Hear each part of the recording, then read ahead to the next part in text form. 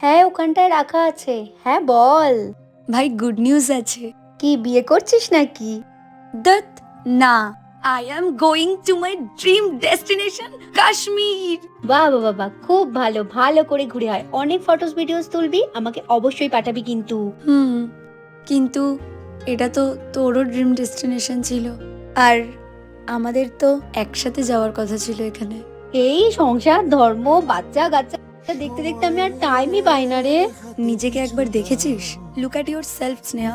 যেই মেয়েটা আগে এত প্রাণোচ্ছল ছিল, এত হাসি খুশি, নিজের সব স্বপ্ন পূরণ করতো, আজ সে কোথায়?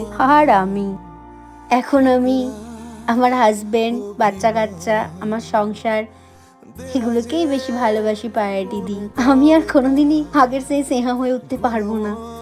আমি হারিয়ে গেছি। ফিকে হয়ে যায় আলো নিরূপায়।